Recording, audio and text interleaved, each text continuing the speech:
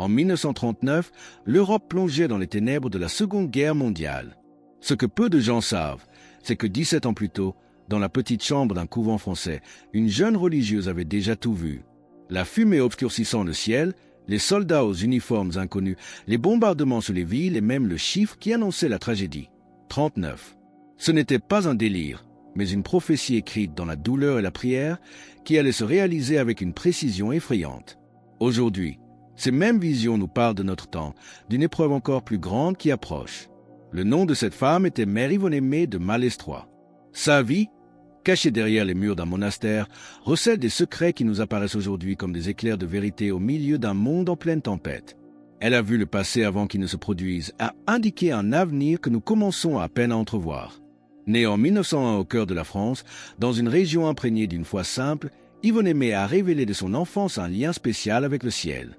Sa grand-mère, une femme pieuse, lui transmit l'amour de Jésus en lui lisant la vie de sainte Thérèse de Lisieux, marquant son cœur à jamais. La Bible nous enseigne que certains appels sont placés sur l'âme avant même sa naissance, comme Dieu le dit au prophète dans le livre de Jérémie, 1h05. Avant que je t'eusse formé dans le ventre de ta mère, je te connaissais et je t'avais consacré. C'est ce sentiment d'être choisi qui animait la jeune Yvonne-Aimée. Comme petit merci de nous rejoindre aujourd'hui, nous offrons un moment de bénédiction partagée. Commentez avec le mot foi si vous êtes ouvert à recevoir une pensée finale spéciale dédiée à tous ceux qui participent. Et s'il vous plaît, appuyez sur « J'aime » si vous appréciez ces moments. Poussée par une ardeur que seuls les âmes marquées peuvent comprendre, elle prit à seulement 9 ans une décision inouïe. Elle écrivit une lettre à Jésus avec son propre sang, déclarant vouloir n'appartenir qu'à lui et vivre et mourir pour son amour. Ce ne fut pas un geste d'imagination enfantine, mais un saut qui allait marquer chaque jour de sa vie. Restez avec nous, car ce pacte de sang n'était que le prélude à une vie extraordinaire. Cette consécration totale faite dans le secret de son enfance n'est pas restée sans réponse. Durant son adolescence, le ciel s'est manifesté à elle de manière douce et lumineuse, lui accordant des visions et un talent artistique si prodigieux qu'il stupéfiait les experts. Quelle était la nature de ces visions? Et quel secret se cachait derrière ces mains si habiles? La consécration totale de son enfance fut accueillie par le ciel avec une tendresse infinie. L'adolescence d'Yvonne-Aimée fut illuminée par des expériences mystiques qu'elle peinait elle-même à décrire. Le Christ ne lui apparaissait pas encore sous les traits de l'homme de douleur, mais comme l'enfant Jésus, dans des visions d'une douceur et d'une lumière si intense qu'elle a poussé à vouloir les partager. C'est ainsi que s'est manifesté son don artistique prodigieux. Avec ses mains, elle créait des images et des sculptures de l'enfant divin d'une précision surprenante. Les experts eux-mêmes s'étonnaient de voir comment une jeune fille sans formation académique pouvait reproduire certains détails anatomiques avec une telle perfection. Yvonne-Aimée confiait avec humilité que ce n'était pas son propre talent, mais une inspiration qui venait d'en haut. Elle raconta un jour avoir entendu la voix de l'enfant divin lui murmurer « Essaie, je t'envoie mes saints anges ». Ces mots étaient à la fois un mandat et une promesse, la confirmation que son art était un don du ciel. L'apôtre Jacques, 1h17, nous enseigne que toute grâce excellente et tout don parfait descend d'en haut, du Père des Lumières. Le talent d'Yvonne-Aimée était précisément cela, un don parfait pour rendre visible la beauté du ciel et toucher les cœurs. Chacune de ses œuvres était une prière, une tentative de traduire en matière la lumière qu'elle contemplait dans son âme. Elle ne cherchait pas la gloire, mais seulement à transmettre une étincelle de l'amour qui la consumait. Derrière l'innocence de ses visions se cachait cependant la préparation à un chemin bien plus ardu, une voie qui la conduirait au creuset de la souffrance et de l'épreuve. Ces visions lumineuses et ce don céleste n'étaient qu'une douce introduction à une mission plus exigeante. En 1922, une grave maladie la conduit aux portes du couvent de Malestroit, en Bretagne, où s'ouvrira le chapitre décisif de sa vie. C'est là que Jésus lui apparaîtra à nouveau, non plus sous les traits d'un enfant lumineux, mais sous une forme qui allait tout changer et exiger d'elle un oui total et irrévocable. C'est donc au couvent des Augustines de la Miséricorde à Malestroit que s'ouvre le chapitre le plus décisif de la vie de Mère Yvonne-Aimée. Le 5 juillet 1922, dans la solitude de sa chambre, elle vit une expérience qui allait sceller pour toujours son destin spirituel. Jésus lui apparut, mais cette fois, ce n'était plus l'enfant lumineux de ses premières visions. C'était le crucifié, portant sur ses épaules le poids du monde. Il lui montra une croix et lui posa une seule question, simple et redoutable. « La veux-tu porter ?» Dans la réponse d'Yvonne-Aimée, il n'y eut aucune hésitation, aucune peur, seulement l'élan d'une âme totalement amoureuse. Oui. Ce oui fut le moment charnière de son existence. À cet instant, Un chemin de souffrances physiques et spirituelles intenses commença pour elle, un parcours qui allait la purifier comme l'or dans le feu. Elle acceptait de participer intimement à la passion du Christ, de prendre sur elle une part de ses douleurs pour le salut des âmes.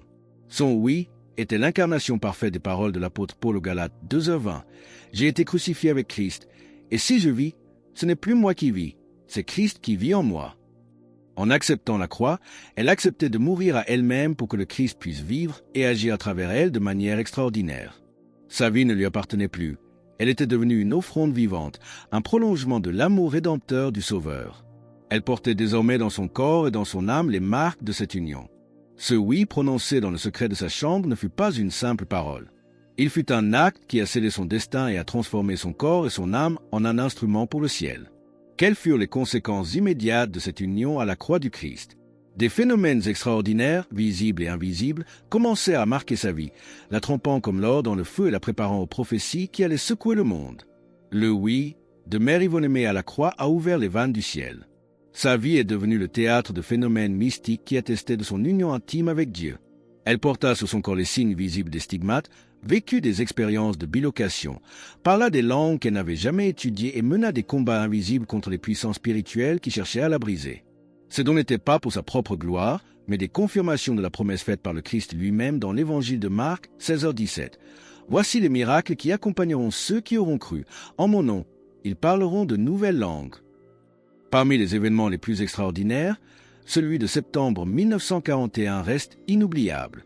Au cours d'une prière, Mère Yvonne-Aimée eut la vision d'une hostie consacrée qui avait été profanée. Avec une autorité qui ne venait pas d'elle, elle se tourna vers son ange gardien et lui ordonna « Va chercher cette hostie. Mon amour la réclame. » Les personnes présentes furent témoins d'un phénomène incroyable. Une traînée de lumière traversa le ciel et vint se poser sur la branche d'un pin dans le jardin. C'est là que fut retrouvée l'hostie, qui saignait en son centre. Si ce témoignage de la présence réelle du Christ dans l'Eucharistie résonne profondément en vous, partagez Amen dans les commentaires ci-dessous. Le miracle ne s'arrêta pas là. Lorsqu'un prêtre prit respectueusement l'hostie pour la déposer au pied de la statue de la Vierge, 2 flambeaux s'allumèrent spontanément à l'entrée du sanctuaire sans aucune intervention humaine. Il n'était plus possible de douter qu'un mystère plus grand que l'homme agissait en cette humble religieuse. Ce miracle eucharistique n'était qu'un des nombreux signes qui attestaient que le ciel agissait à travers elle. Mais le don le plus spectaculaire et le plus troublant de Mère Yvonne-Aimée n'était pas destiné à la consolation de son couvent, mais à l'avertissement du monde entier. Dès 1922, bien avant que quiconque n'imagine l'horreur à venir, elle a reçu une vision d'une clarté terrifiante. Que lui a-t-on montré exactement? Le charisme de Mère Yvonne-Aimée ne se limitait pas à des miracles isolés. Son don le plus troublant fut celui de la prophétie. Dès 1922, bien avant que le monde ne puisse imaginer la noirceur de l'avenir, elle eut une vision d'une précision effroyable. Une grande obscurité enveloppait la terre et des colonnes de fumée s'élevaient vers le ciel. Une voix intérieure lui dit alors « Ce sont les épreuves qui viendront. Elles seront incroyables, mais ne crains rien, le Seigneur viendra à votre aide. » Puis les images se firent plus précises. Elle vit des soldats portant des uniformes verts, un type d'uniforme qui n'existait pas encore à l'époque. Elle vit des camions chargés d'hommes et des avions lâchant sur les villes de grands cylindres qui provoquaient des incendies dévastateurs. Et au milieu de ces images apocalyptiques, un chiffre apparut, clair et sans équivoque, 39. Cette vision était un message scellé, une prophétie dont le temps était déjà fixé. Comme l'écrit le prophète Habacuc 2h3, « Si elle tarde, attends-la, car elle s'accomplira certainement. » Pendant des années, ce chiffre et ces images sont restés une énigme dans son cœur, un avertissement dont elle ne comprenait pas toute la portée. Ce n'est que bien des années plus tard, lorsque l'Allemagne nazie envahit la Pologne en 1939, que la prophétie s'accomplit avec une exactitude glaçante. Le monde basculait dans la Seconde Guerre mondiale et les visions de la jeune religieuse devenaient la terrible réalité de millions de personnes. Les uniformes verts, les bombardements, la fumée, tout ce qu'elle avait vu dans le secret de sa prière se déroulait maintenant sous les yeux d'un monde horrifié. Le ciel lui avait montré l'histoire avant qu'elle ne soit écrite. La prophétie s'était accomplie. Mais Mère Yvonne-Aimée ne fut pas une simple spectatrice de l'horreur qu'elle avait annoncée. Pendant l'occupation allemande, elle est devenue une héroïne de l'ombre, risquant sa vie chaque jour pour incarner l'espérance qu'elle prêchait. Comment a-t-elle agi? Et quel événement extraordinaire a eu lieu lors de son arrestation par la Gestapo en 1943?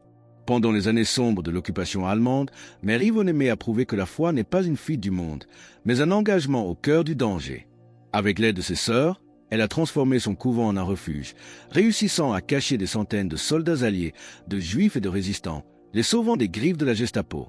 Elle agissait avec une intelligence rusée et un courage silencieux, utilisant des déguisements et déjouant la surveillance ennemie. Sa vie était un défi constant à la peur, une incarnation de la charité en action. Pour rejoindre notre communauté et ne manquer aucune histoire inspirante, pensez à cliquer sur j'aime et à vous abonner. Mais un tel courage ne pouvait rester caché indéfiniment. Le 15 février 1943, elle fut arrêtée à Paris et emprisonnée. C'est alors que se produisit un événement qui défie toute explication rationnelle. Tandis que son corps était aux mains des Allemands, subissant des interrogatoires, un prêtre la rencontra, libre et en habit civil, dans le métro parisien. Elle lui raconta les tortures qu'elle endurait et lui demanda de prier pour elle. C'était le phénomène de la bilocation, confirmé de la manière la plus stupéfiante qui soit. Le soir même, les sœurs retrouvèrent mère Yvonne Aimée dans sa chambre au couvent, effrayée et confuse, alors que le sol était jonché de fleurs fraîches dont personne ne pouvait expliquer la provenance. Comment expliquer une telle chose humainement? La seule réponse se trouve dans la promesse des Écritures. Le psaume 91 nous dit « Car il ordonnera à ses anges de te garder dans toutes tes voies. Ils te porteront sur les mains, de peur que ton pied ne heurte contre une pierre. » Le ciel avait envoyé ses anges pour la protéger et la libérer d'une manière qui dépasse notre entendement. Libérée de façon si miraculeuse, mère Yvonne Aimée a continué sa mission. Mais son don prophétique ne s'est pas éteint avec la fin de la guerre. Après avoir vu avec une telle précision le drame de son époque, le ciel lui a montré une dernière vision, un avertissement qui nous concerne directement. Quelle est cette nouvelle épreuve, ce conflit qui, selon elle, dépasserait en férocité la Seconde Guerre mondiale? Le don prophétique de mère Yvonne Aimée s'est manifesté une dernière fois, avec une vision qui traverse les décennies pour nous parler aujourd'hui. Après avoir vu la Seconde Guerre mondiale, elle a laissé un ultime avertissement. Une nouvelle épreuve viendrait, un conflit qui dépasserait le précédent en férocité. Elle a parlé de ténèbres encore plus épaisses, de puissances qui feraient trembler les peuples et d'un temps où la foi elle-même serait éprouvée jusqu'à ses limites. En regardant les tensions qui secouent notre monde, on ne peut s'empêcher de penser à ces paroles. Mais elle ne parlait pas pour effrayer, mais pour avertir. Car au centre de ces visions, il n'y avait pas seulement le désastre, mais aussi la promesse indéfectible que Dieu n'abandonnerait jamais ses enfants. Le Seigneur viendra à votre aide, répétait-elle, et ces mots résonnent aujourd'hui comme un baume, en même temps comme une épée. Il nous rappelle que l'héritage qu'elle nous laisse n'est pas une prophétie de malheur, mais une source de force pour résister. Elle nous montre que l'Eucharistie est la véritable arme, que la prière est plus puissante que les chars d'assaut et que la foi est le seul bouclier contre les vents de la destruction. Le message qu'elle nous confie est donc un appel à l'espérance active. Ne pas désespérer, ne pas céder à la panique, ne pas se rendre aux ténèbres. La victoire finale est déjà assurée, mais il nous appartient de décider de quel côté nous voulons nous battre. C'est le grand secret des saints et des prophètes. Ils savent que l'histoire a une fin heureuse, déjà écrite dans le triomphe du Christ. Le livre de l'Apocalypse, 17h14, nous le confirme. Ils combattront contre l'agneau, et l'agneau les vaincra, parce qu'il est le Seigneur des seigneurs et le Roi des rois. La vie de cette humble religieuse française devient ainsi un cri prophétique pour notre monde égaré. Il n'y a plus de temps pour l'indifférence. La tempête approche, mais celui qui restera fidèle verra la lumière du matin. Alors que nous concluons sur cette promesse de la victoire finale du Christ, nous vous invitons à déclarer votre foi. Commentez « Jésus est roi ci-dessous » pour affirmer cette vérité avec nous. Et votre parcours ne doit pas s'arrêter ici. Cliquez sur la vidéo qui apparaît maintenant sur votre écran pour un autre message puissant que nous avons préparé pour vous.